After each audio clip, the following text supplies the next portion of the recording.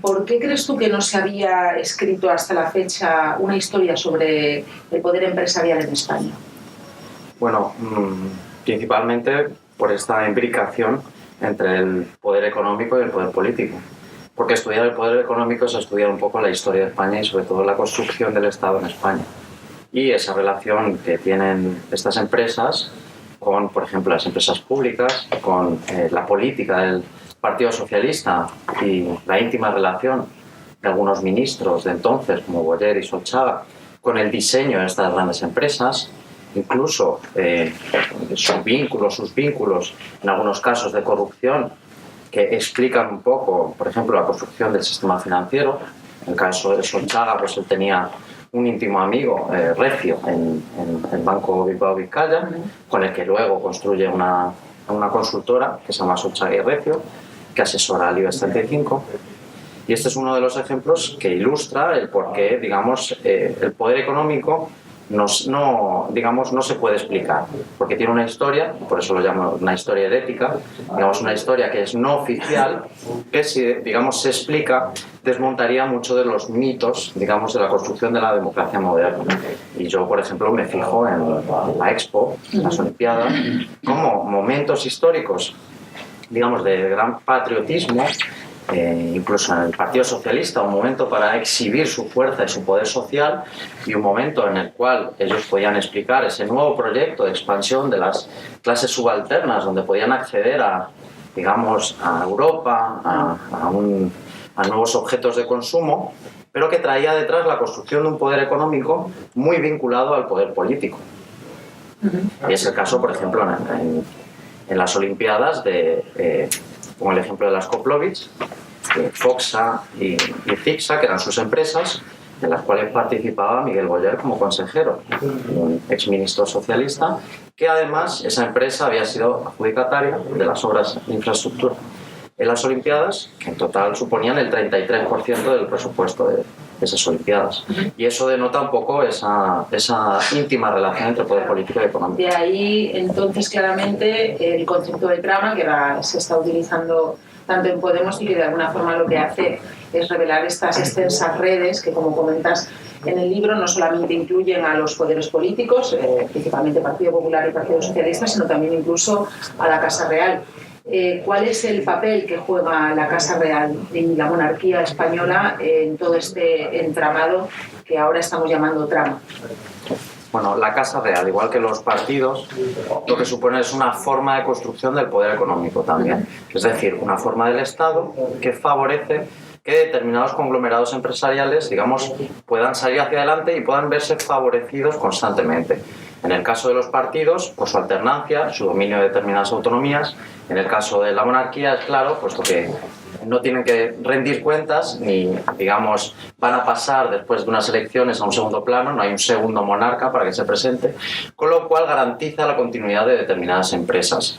Su relación con el IBEX 35 pues nunca se ha puesto muy de manifiesto, aunque le hemos visto al monarca acompañar a los presidentes del IBEX 35, Arabia Saudí, Estados Unidos. Hay algo que siempre ha aparecido, esa íntima relación entre los empresarios, los grandes empresarios del IBEX 35, pero nunca se ha explicitado qué relación había.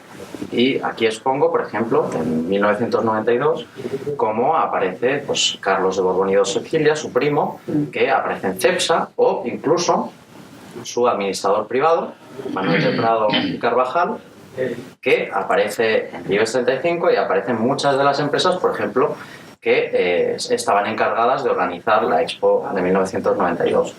A lo largo de esos 25 años de historia de IBEX 35 no deja de aparecer la Casa Real constantemente a través de familiares directos o incluso de ex jefes de la Casa Real que, por ejemplo, participan en Abengoa, una empresa que ha sido rescatada finalmente por el Estado, además con la intermediación del rey Juan Carlos, que intercedió para que fuera beneficiada en este rescate que se produjo hace menos de un año, justamente 3 días antes de ser investido Mariano Rajoy.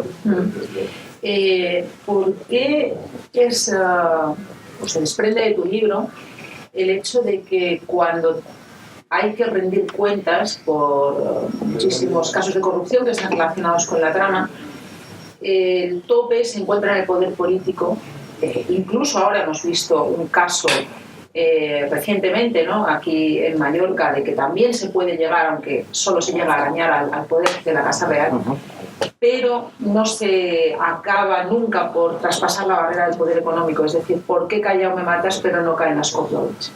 Claro, este poder económico, aparte de ser un conglomerado empresarial, es un conglomerado de poder. Como conglomerado de poder tiene unas reglas. Y por eso es una trama, porque se autodefiende. Tienen mecanismos para defenderse políticamente. Eso es lo que le hace diferente a un grupo de empresas que actúa de forma autónoma cada una, ¿no? En este caso se ha visto muy bien cómo el IBEX 35 utiliza determinados mecanismos para paralizar, por ejemplo, los casos de corrupción y que no llegan más allá. Para eso utiliza cortafuegos. Esos cortafuegos, por ejemplo, son Urdangarín, Rato, Esblesa, que les permiten, por un lado, hacer justicia, en el caso de que pues, hay un juicio y se condena a alguien, pero también permite individualizar esos casos de corrupción y adjudicar a una persona individual todas las culpas, cuando los propios jueces están hablando de tramas. Es decir, ellos hablan de una trama corrupta, lo cual involucra más de una persona. Lo que estábamos viendo en el caso de Palma es que no solamente era patrocinado por Urdangarín, había un sobrecoste que apuntaba directamente a FCC. Y no solamente apunta a FCC aquí en Baleares, lo apunta en la Comunidad Valenciana, en el caso de la Ciudad de las Ciencias, lo apunta en otros lugares de Baleares, que además luego se ha visto que está relacionado con la financiación ilegal del Partido Popular, pero en todos los casos lo que funciona es ese mecanismo del chivo expiatorio, como explico en el libro, que es utilizar casos individuales que actúen como cortafuegos y que sobre todo no afecten a los núcleos fundamentales del poder. ¿Cuáles son esos núcleos? Fundamentalmente el rey y luego los presidentes del gobierno. Nunca pueden llegar a Aznar o a Felipe González, que, como todos sabemos y vemos en las noticias, siempre está en el centro de todas las tramas. Y ese es realmente el punto en el que nunca se puede avanzar en los casos de corrupción. Y siendo así las cosas, también lo comentas en tu libro, ¿dónde pueden estar las grietas por las cuales desde fuera podamos llegar a arañar, incluso a derrocar estos tótems que parecen intocables, a los que no se puede ni siquiera sentar en un banquillo y que de alguna manera son los pilares sobre los que se sienta el sistema? Es decir, comentas en el libro que el 15M tiene un papel importante, pero ¿por dónde podemos seguir empujando? Es decir, ¿dónde están las alternativas? No a la construcción de este poder, sino incluso al hecho de que podamos llegar a erosionarlo. ¿Cómo se erosiona un poder tan intocable?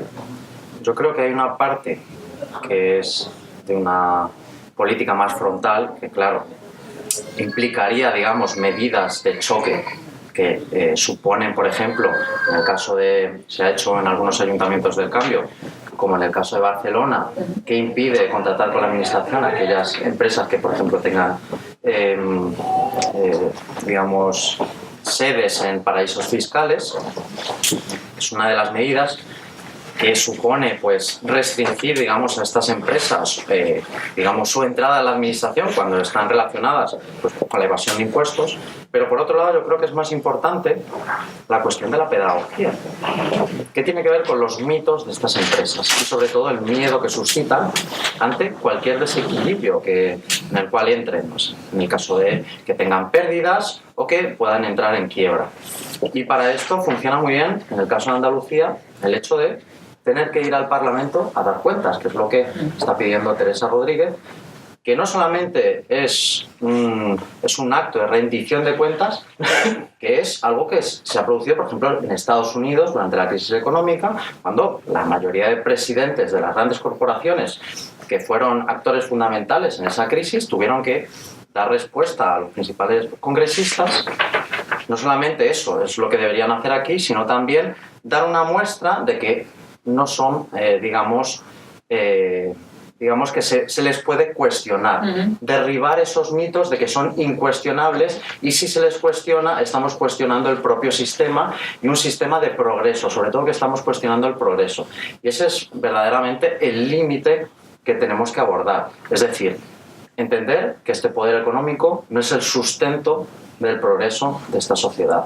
Y eso se hace a través de derribar estos mitos y sobre todo que rindan cuentas de lo que aportan a la sociedad, de lo que aportan en impuestos, porque eso podría reflejar y hacer reflexionar a la población verdaderamente qué es lo que supone para nosotros, qué beneficio nos reporta, qué beneficio en el empleo, si están de verdad están produciendo empleo de calidad o si lo que están haciendo es aprovecharse del sistema y de las dietas que proporciona. Muy bien, bueno, pues si queréis conocer más sobre esta obra, IBEX 35, una historia ética del poder en España, de Rubén Juste, de Karim, pues solamente tenéis que leerla. Y muchísimas gracias. Seguiremos leyéndote en contexto, seguiremos también haciendo presentaciones de tu libro porque es fundamental también para saber cómo funciona el capitalismo y por dónde existen estas limitas por las que se le puede dañar. Gracias, muchas gracias.